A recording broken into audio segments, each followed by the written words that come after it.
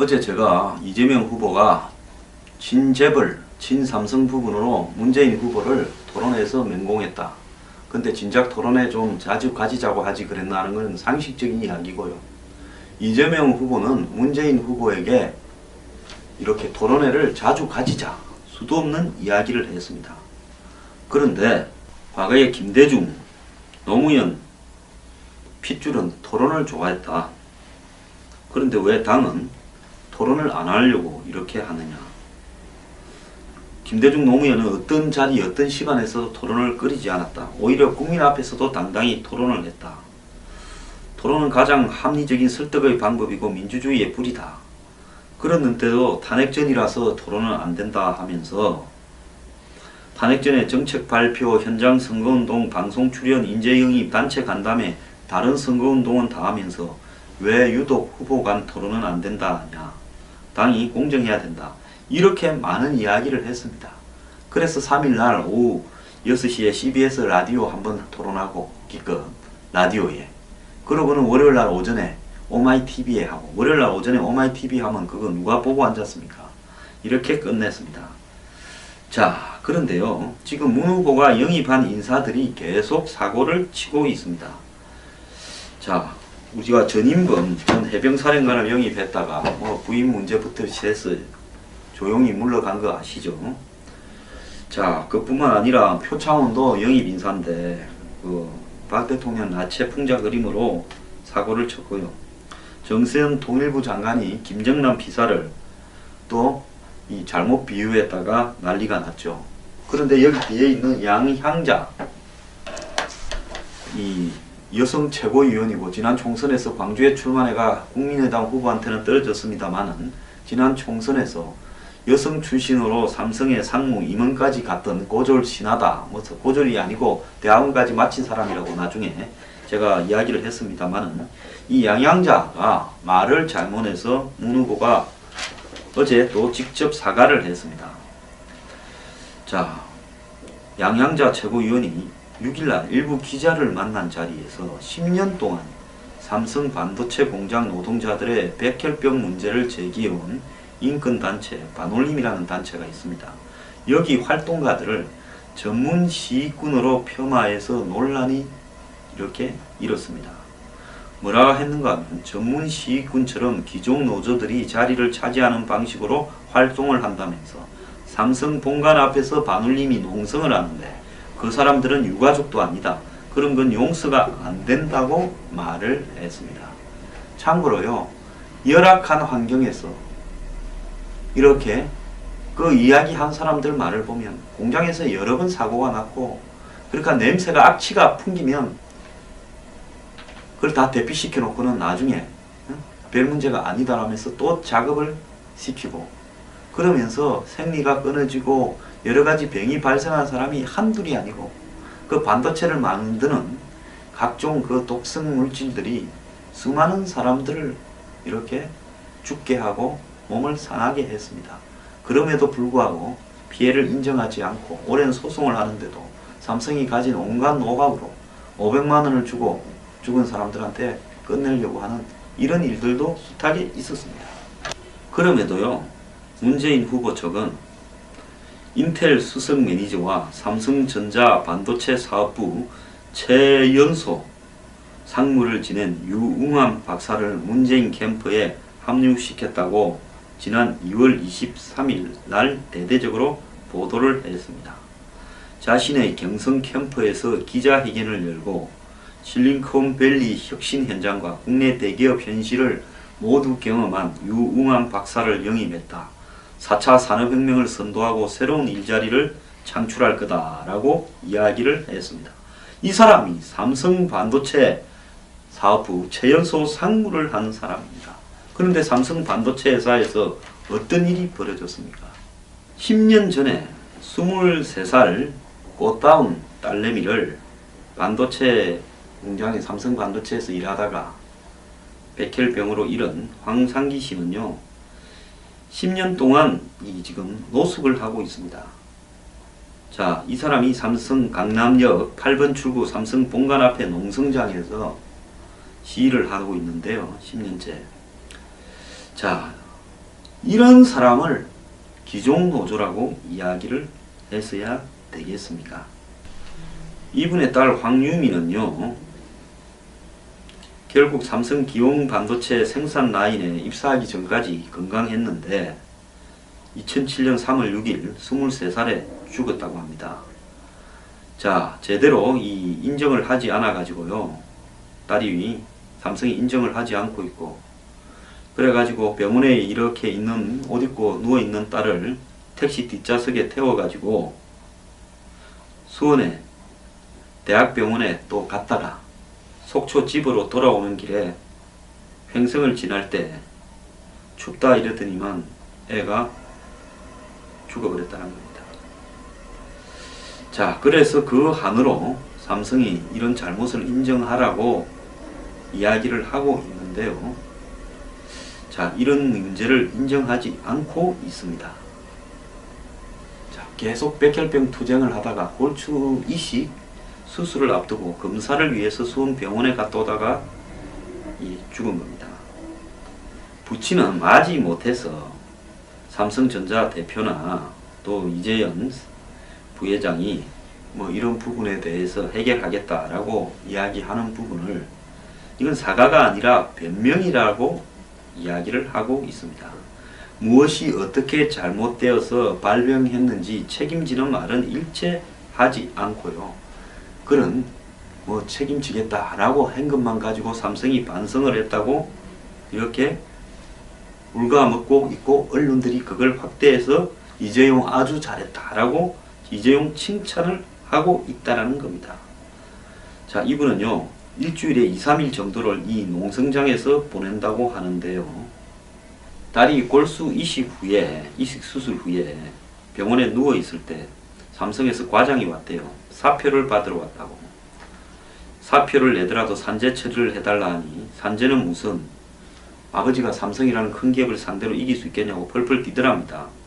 그래서 못 이긴다 하니까 다른 걸 요구하라 하더래요. 그래서 지금까지 병원비가 8천만 원 들어갔는데 5천만 원만 해달라니까 해줄 테니 당장 사표를 쓰라고 하면서 백지에 딸 서명과 주민등록번호를 받아갔는데, 이때 처음으로 유일하게 아버지가 이 보상금을 요구했다는 겁니다. 딸 치료비 하려고.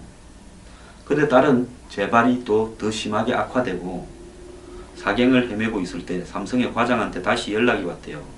병원 로비로 내려오라 해서 가니까 100만원짜리 5장 내밀면서 삼성의 돈이 이것밖에 없으니 이걸로 해결하자. 기가 막혀서 한 대 패버리고 싶은데 울며 겨자 먹기로 치료비 빚이 쌓여서 받았는데, 이 사표를 속여가지고 받고 간 다음에 이직거리를 했다. 그때부터 싸웠다라는 겁니다. 삼성은 이후에 1000억 보상 대책위원회를 만들겠다 해가지고 보상과 치료에 쓰고 있는 것처럼 해서 이 사건이 다 해결된 것처럼 이야기를 했는데, 아버지는 1000억이 보상과 치료에 쓰이고 있냐니까 거짓말이다. 보상 기준과 금액이 들쑥날쑥해서 마음에 드는 사람은 2억 주고 어떤 사람은 2, 3천만 원 안겨주고, 개별 합의서를 쓸 때도 합의서 내용을 외부에 발설했던 사람은 줬던 돈을 도로 회수해 간다라는 조건까지 달고 있고, 합의서도 주지 않고 도장만 받아간다 라고 이야기를 하고 있는 겁니다. 그래서 많은 사람들이 이탈했지만은 근본적으로 삼성의 자세가 변한 게 없다라고 보고 있습니다. 노무현 정권 말기에 싸움이 시작됐지만은 그 정권도 외면했고, 10년이 지났는데 달라진 것도 없고, 정부가 들었어도 어느 정부도 삼성하고는 이렇게 맞서지 않는다는 거죠.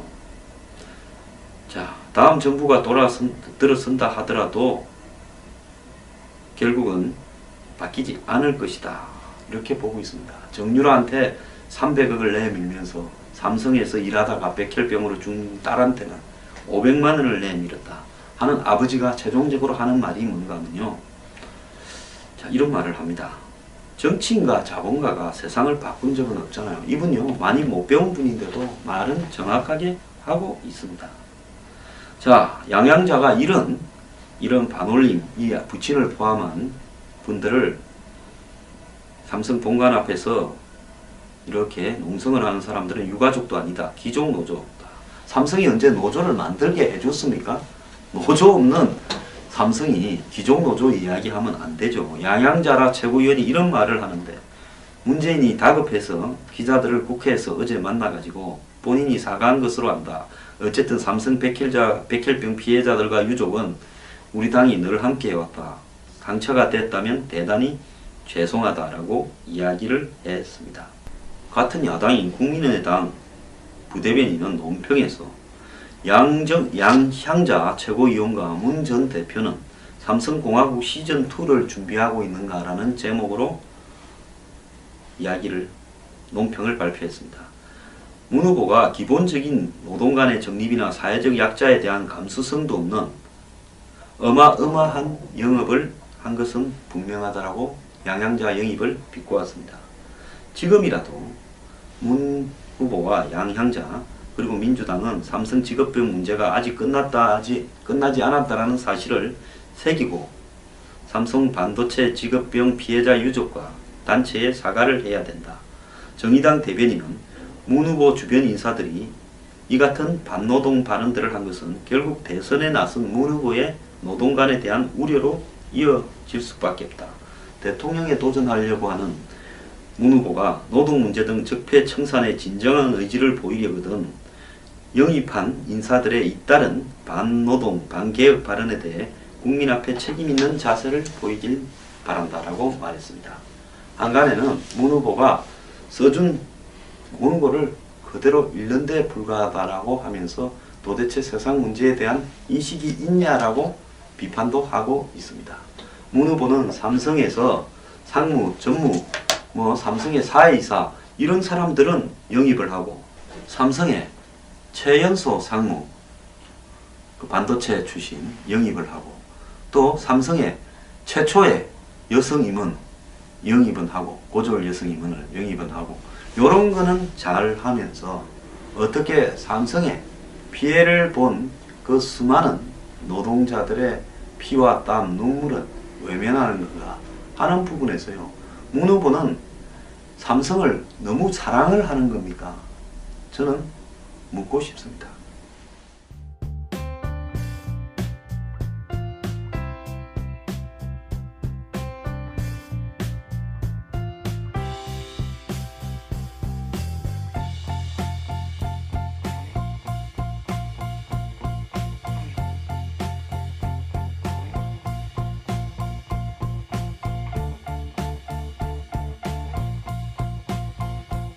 하려고 이렇게 하느냐.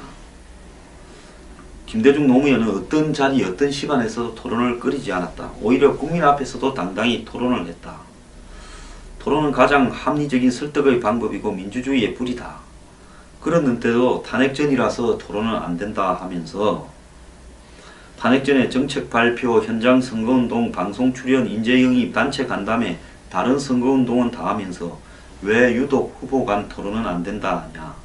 당이 공정해야 된다. 이렇게 많은 이야기를 했습니다. 그래서 3일날 오후 6시에 CBS 라디오 한번 토론하고 기껏 라디오에 그러고는 월요일날 오전에 오마이TV에 하고 월요일날 오전에 오마이TV 하면 그거 누가 보고 앉았습니까? 이렇게 끝냈습니다. 자, 그런데요. 지금 문 후보가 영입한 인사들이 계속 사고를 치고 있습니다. 자, 우리가 전인범 전 해병사령관을 영입했다가 부인 문제부터 시작해서 조용히 물러간 거 아시죠? 자, 그뿐만 아니라 표창원도 영입 인사인데 박 대통령 나체 풍자 그림으로 사고를 쳤고요. 정세현 통일부 장관이 김정남 비사를 또 이 잘못 비유했다가 난리가 났죠. 그런데 여기 뒤에 있는 양향자 이 여성 최고위원이고 지난 총선에서 광주에 출마해가 국민의당 후보한테는 떨어졌습니다만은 지난 총선에서 여성 출신으로 삼성의 상무 임원까지 갔던 고졸 신하다. 고졸이 아니고 대학원까지 마친 사람이라고 나중에 제가 이야기를 했습니다만은 이 양향자가 말을 잘못해서 문 후보가 어제 또